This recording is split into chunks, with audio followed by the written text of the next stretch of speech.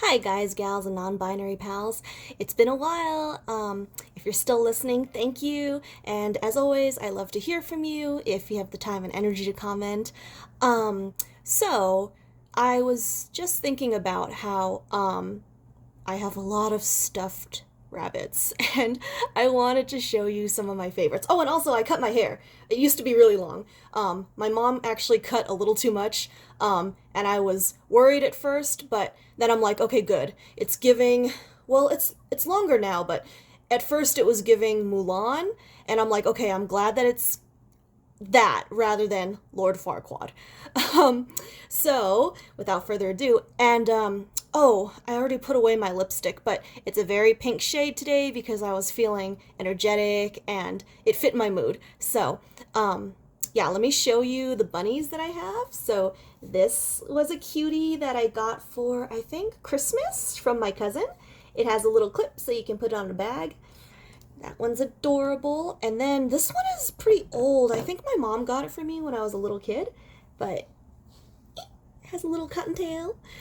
And this one I got on a cruise ship because I don't know if you guys know, but some cruise ships they make towel animals. So yeah, this bunny is made out of towels, this plushie. So I thought it was really cute. And had to get it on a cruise ship when I was a little kid. And then there's this bunny that I got from a toy store. I like the little tail. In my college town, and I love orange animals. I've always had a soft spot for them because my mom always said since I was a little kid that she wanted an orange cat. And she kind of manifested it because an orange cat came upon us and adopted us one day. His name was Kiwi. He was a good boy, and we had him for about 10 years. He's passed on and he's become an ancestor, but many good memories with Kiwi. So I have a soft spot for orange animals, and hopefully one day I'll be able to have an orange bunny. And then you've seen this cutie before in my first video, and then of course I have my little bunny on my head, but oh, and another thing, a lot of my favorite stuffed toys that I showed you, like the orange bunny and the white bunny I just showed you, they're made by Aurora. They're a really good brand for stuffed animals. And then another companion that I'm gonna have today is this little bunny purse. So there's a zipper back here, and then there's actually two different straps. I'm wearing this one, but there's a fake leather one as well. My friend Jess got it for me, so I'm gonna be wearing it today. Yeah, it's a little bag, but I'm just pulling it up so you can see the bunny in the video.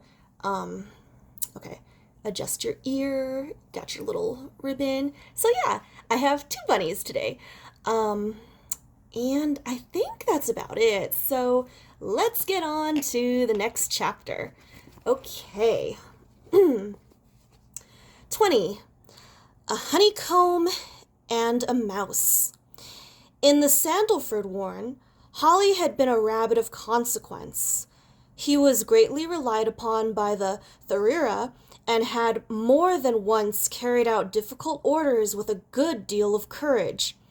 During the early spring, when a fox had moved into a neighboring copse, Holly, with 2 or 3 volunteers, had kept it steadily under observation for several days and reported all its movements until one evening it left as suddenly as it had come.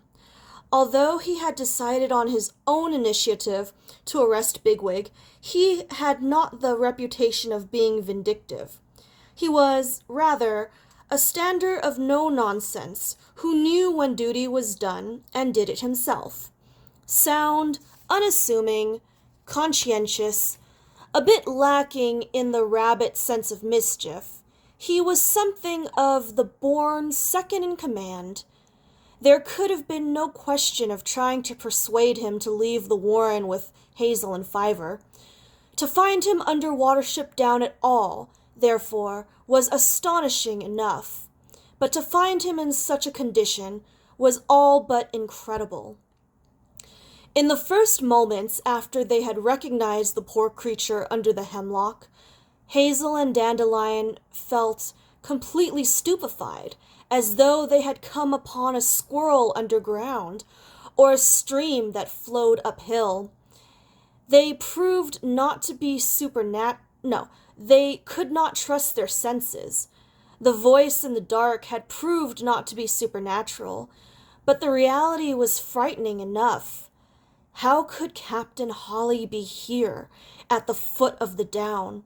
And what could have reduced him, of all rabbits, to this state? Hazel pulled himself together. Whatever the explanation might be, the immediate need was to take first things first. They were in open country, at night, away from any refuge but an overgrown ditch, with a rabbit who smelled of blood, was crying uncontrollably, and looked as though he could not move. There might very well be a stoat on his trail at this moment. If they were going to help him, they had better be quick. "Go and tell Bigwig who it is," he said to Dandelion, "and come back with him. Send Speedwell up the hill to the others and tell him to make it clear that no one is to come down. They couldn't help, and it would only add to the risk." Dandelion had no sooner gone than Hazel became aware that something else was moving in the hedge.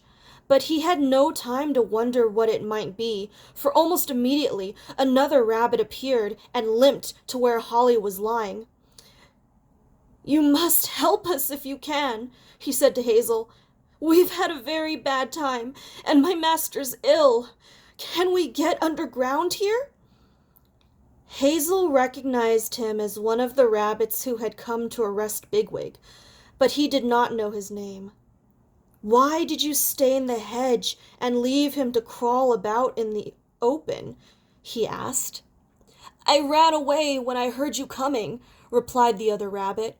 "I couldn't get the captain to move. I thought you were ill, and there was no point in staying to be killed. I don't think I could fight a field mouse." "Oh, and my light turned on not because of a ghost, but because it's a clapper. But sometimes if you cough a certain way, or put your cup down on a coaster a little too hard, it turns on. And it really annoys me because I'm just like, you know what, sometimes you don't turn on when I clap, but you'll turn on when I cough. So let me try to turn it off." No, of course, when I'm trying to get it to turn off by coughing, it's not going to work. But when I do it accidentally, it works. Okay, there. All right, my camera is adjusted. Okay. All right. "Do you know me?" said Hazel.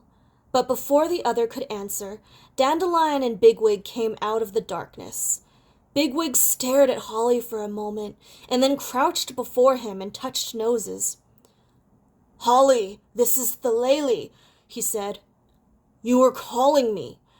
Holly did not answer, but only stared fixedly back at him. Bigwig looked up. "Who's that who came with him?" he said. "Oh, it's you, Bluebell. How many more of you?" "No more," said Bluebell. He was about to go on when Holly spoke. "The Lily," he said.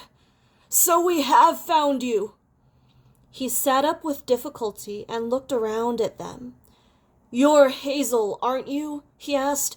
"And oh, I should know, but I'm in very poor shape, I'm afraid." "It's Dandelion," said Hazel. "Listen, I can see that you're exhausted, but we can't stay here. We're in danger. Can you come with us to our holes?" "Captain," said Bluebell, "do you know what the first blade of grass said to the second blade of grass?" Hazel looked at him sharply, but Holly replied, "Well?" "It said, 'Look, there's a rabbit. We're in danger.'" "This is no time," began Hazel. "Don't silence him," said Holly. "We wouldn't be here at all without his blue tits chatter. Yes, I can go now. Is it far?" "Not too far," said Hazel, thinking it all too likely that Holly would never get there. It took a long time to climb the hill. Hazel made them separate, himself remaining with Holly and Bluebell, while Bigwig and Dandelion went out to either side. Holly was forced to stop several times, and Hazel, full of fear, had hard work to suppress his impatience. Only when the moon began to rise, and the edge of its great disk glowing brighter and brighter on the skyline below and behind them, did he at last beg Holly to hurry. As he spoke, he saw in the white light Pipkin coming down to meet them. "What are you doing?" he said sternly. "I told Speedwell no one was to come down." "It isn't Speedwell's fault," said Pipkin. "You stood by me at the river, so I thought I'd come and look for you, Hazel. Anyway, the holes are just here. Is it really Captain Holly you found?" Bigwig and Dandelion approached. "I'll tell you what," said Bigwig. "These two will need to rest for a good long time. Suppose Pipkin here and Dandelion take them to an empty burrow and stay with them as long as they want. The rest of us had better keep away until they feel better." "Yes, that's best," said Hazel. "I'll go up with you now." They ran the short distance to the thorn trees. All the other rabbits were above ground, waiting and whispering together. "Shut up," said Bigwig, before anyone had asked a question. "Yes, it is Holly, and Bluebell is with him. No one else. They're in a bad way, and they're not to be troubled. We'll leave this hole empty for them. Now I'm going underground myself, and so will you if you've got any sense." Before he went, Bigwig turned to Hazel and said, "You got yourself out of that ditch down there instead of me, didn't you, Hazel? I shan't forget that."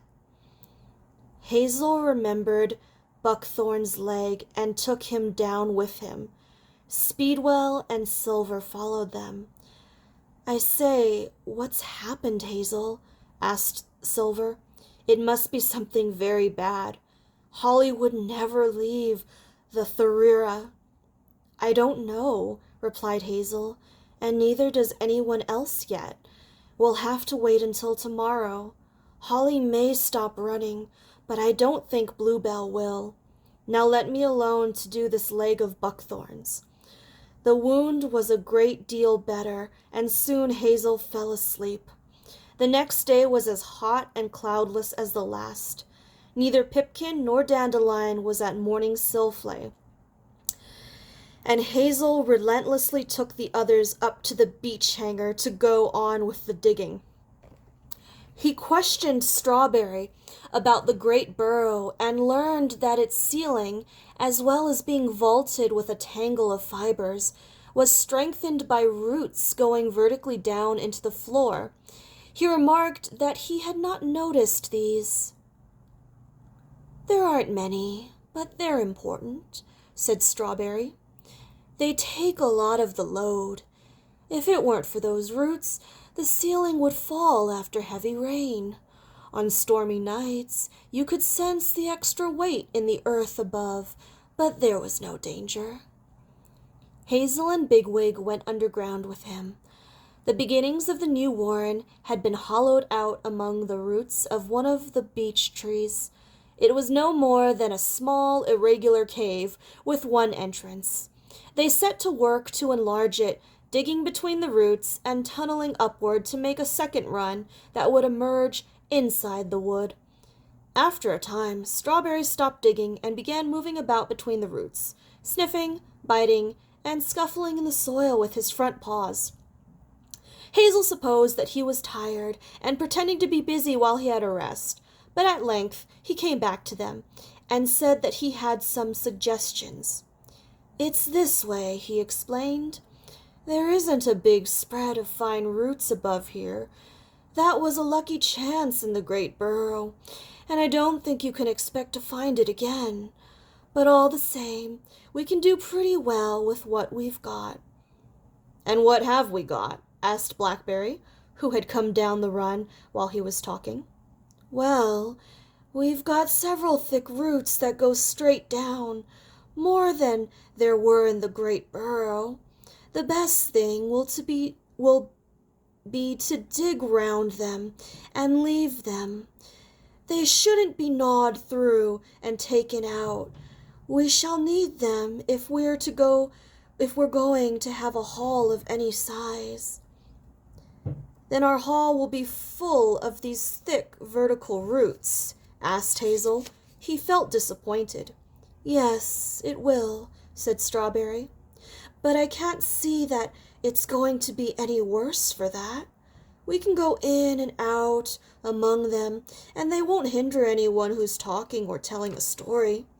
They'll make the place warmer, and they'll help to conduct sound from above, which might be useful some time or other. The excavation of the hall, which came to be known among them as the honeycomb, turned out to be something of a triumph for Strawberry. Hazel contented himself with organizing the diggers and left it to Strawberry to say what was actually to be done.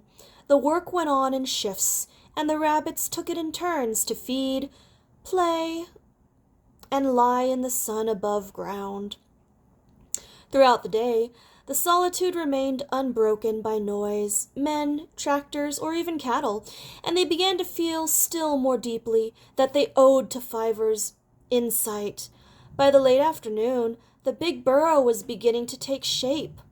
At the north end, the beech roots formed a kind of irregular colonnade.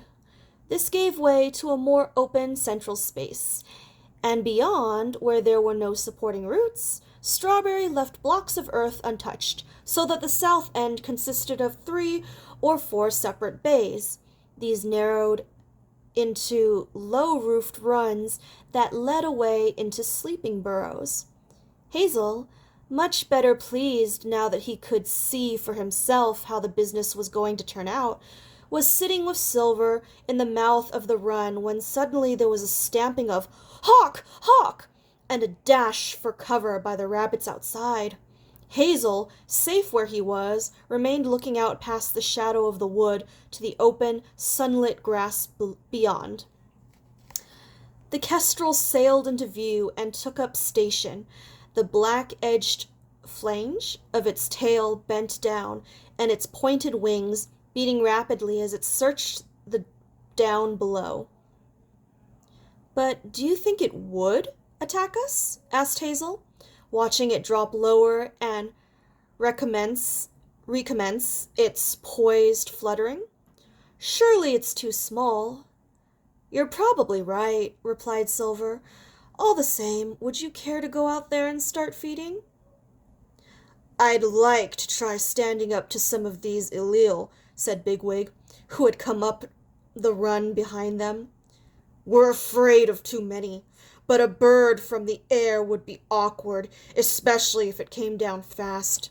It might get the better of even a big rabbit if it took him by surprise." "See the mouse?" said Silver suddenly. "There, look, poor little beast." They could all see the field mouse, which was exposed in a patch of smooth grass. It had evidently strayed too far from its hole, and now could not tell what to do.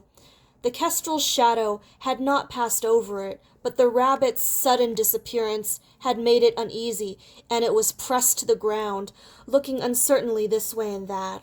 The kestrel had not seen it yet, but could hardly fail to do so as soon as it moved. "Any minute, any moment now," said Bigwig callously. On an impulse, Hazel hopped down the bank and went a little way into the open grass. Mice do not speak Lapine? I don't know if it's Lapine or Lapine, but either way. But there is a very simple, limited lingua franca of the hedgerow and woodland. Hazel used it now. "Run," he said. "Here, quick." The mouse looked at him.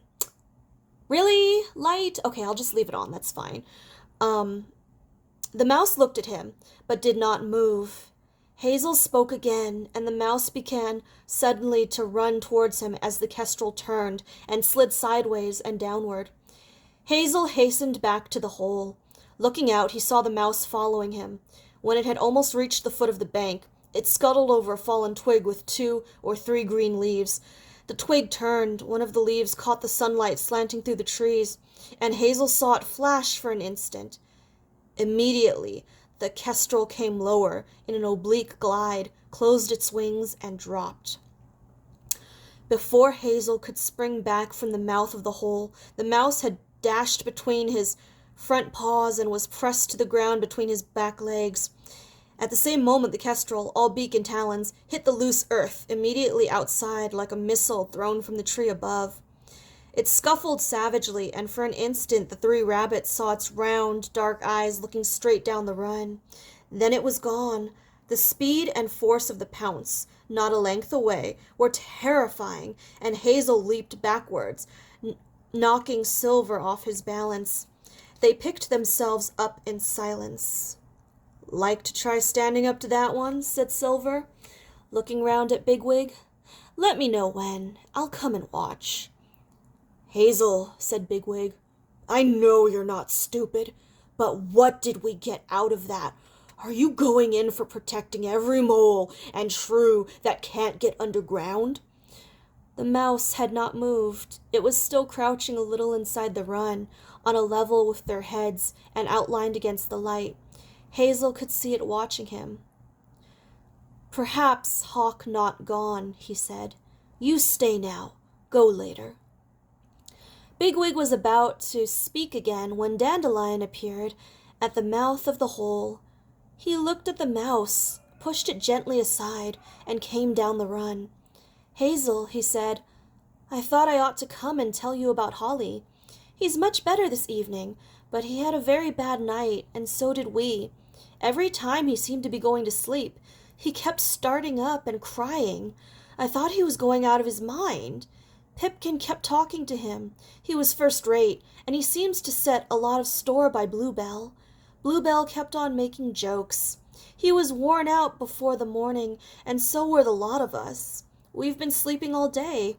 Holly's been more or less himself since he woke up this afternoon, and he's been up to Silflay. He asked where you were, and the others. He asked where you and the others would be tonight. As I didn't know, I came to ask." "Is he fit to talk to us, then?" asked Bigwig. "I think so. It would be the best thing for him, if I'm any judge, and if he was with all of us together, he'd be less likely to have another bad night." "Well, where are we going to sleep?" said Oops, I thought that was Bigwig. "Well, where are we going to sleep?" said Silver. Hazel considered. The honeycomb was still rough dug and half finished, but it would probably be as comfortable as the holes under the thorn trees. Besides, if it proved otherwise, they would have all the more inducement to improve it. To know that they were actually making use of their hard day's work would please everybody, and they were likely to prefer this to a third night in the chalk holes. "I should think here," he said, "but we'll see how the others feel." "What's this mouse doing in here?" asked Dandelion. Hazel explained. Dandelion was as puzzled as Bigwig had been. "Well, I'll admit, I hadn't any particular idea when I went out to help it," said Hazel. "I have now, though, and I'll explain later what it is. But first of all, Bigwig and I ought to go and talk to Holly. And Dandelion, you go and tell the rest what you told me, will you? And see what they want to do tonight."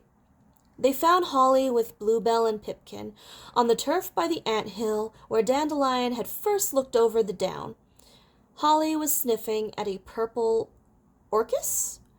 The head of mauve blooms rocked gently on its stem as he pushed his nose against it. "Don't frighten it, master," said Bluebell. "It might fly away. After all, it's got a lot of spots to choose from. Look at them all over the leaves." "Oh, get along with you, Bluebell," answered Holly good-humoredly. "We need to learn about the ground here. Half the plants are strange to me. This isn't one to eat, but at least there's plenty of burnet, and that's always good."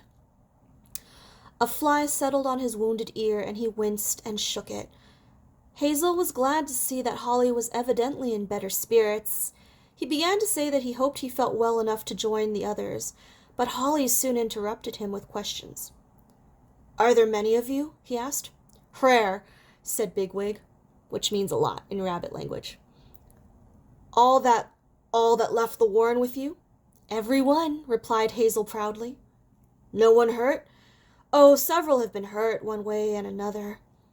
"Never a dull moment, really," said Bigwig.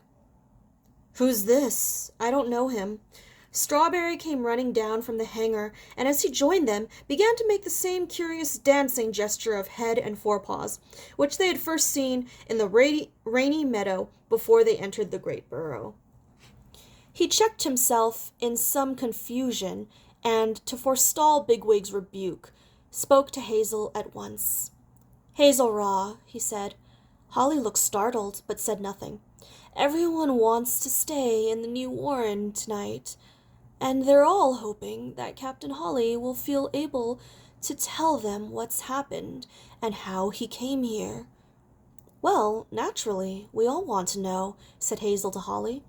"This is Strawberry. He joined us on our journey, and we've been glad to have him.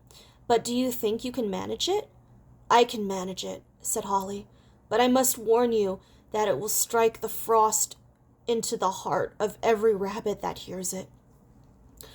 He himself looked so sad and dark as he spoke that no one made any reply, and after a few moments all 6 rabbits made their way up the slope in silence. When they reached the corner of the wood, they found the others feeding or basking in the evening sun on the north side of the beech trees. After a glance round among them, Holly went up to Silver, who was feeding with Fiver in a patch of yellow trefoil? "I'm glad to see you here, Silver," he said. "I hear you've had a rough time." "It hasn't been easy," answered Silver. "Hazel's done wonders, and we owe a lot to Fiver here as well." "I've heard of you," said Holly, turning to Fiver. "You're the rabbit who saw it all coming. You talked to the Tharira, didn't you?" "He talked to me," said Fiver. "If only he'd listened to you! Well, it can't be changed now till acorns grow on thistles. Silver, there's something I want to say, and I can say it more easily to you than to Hazel or Bigwig. I'm not out to make any trouble here. For Hazel, I mean. He's your chief rabbit now, that's plain. I hardly know him, but he must be good, or you'd all be dead, and this is no time to be squabbling. If any of the other rabbits are wondering whether I might want to alter things, will you let them know that I shan't?" "Yes, I will," said Silver. Bigwig came up. I know it's not owl time yet," he said, "but everyone's so eager to hear you, Holly, that they want to go underground at once. Will that suit you?" "Underground?" replied Holly. "But how can you all hear me underground? I was expecting to speak here." "Come and see," said Bigwig. Holly and Bluebell were impressed by the honeycomb. "This is something quite new," said Holly. "What keeps the roof up?" "It doesn't need to be kept up," said Bluebell. "It's right up the hill already." "An idea we found on the way," said Bigwig. "Lying in a field," said Bluebell. "It's all right, master. I'll be quiet while you're speaking." "Yes, you must," said Holly. "Soon no one will want jokes." Almost all the rabbits had followed them down. The honeycomb, though big enough for everyone, was not so airy as the great burrow, and on this June evening it seemed somewhat close. We can easily make it cooler, you know," said Strawberry to Hazel. "In the great burrow, they used to open tunnels for the summer and close them for the winter. We can dig another run on the evening side tomorrow and pick up the breeze." Hazel was just going to ask Holly to begin when Speedwell came down the eastern run. "Hazel," he said, "your visitor, your mouse, he wants to speak to you." "Oh, I'd forgotten him," said Hazel. "Where is he?" up the run. Hazel went up. The mouse was waiting at the top. You go now, said Hazel. You think safe? Go now, said the mouse. No wait, owl. But a what I like a say. You elp a mouse. One time a mouse elp a you. You want 'em, e come. Frith in a pond. Frith in a pond, muttered Bigwig further down the run. And so will all his brothers and sisters. I dare say the place'll be crawling. Why don't you ask them to dig us a burrow or two, Hazel? Hazel watched the mouse make off into the long grass. Then he returned to the honeycomb and settled down near Holly, who had just begun to speak. Okay, so we're cutting off on a bit of a cliffhanger, but I think the next chapter's a bit long because you're going to hear about all the horrors that Holly and Bluebell had gone through. Yeah, it's kind of long. I just flipped through it. I'm a little thirsty, so I'm not going to try to read the next chapter, but hopefully I'll be posting soon, like within a month or two, not as long as it's been, like 4 months plus. Well, I think that was last time, or I can't remember when the last time I posted was actually, so maybe it has been that long. Anyway, thank you for listening, everyone. Oh my gosh, this video is like half an hour long. I didn't realize I'd been reading that long. Okay, but anyway, take care of yourselves. Thanks for listening, and I'll see you later. Bye!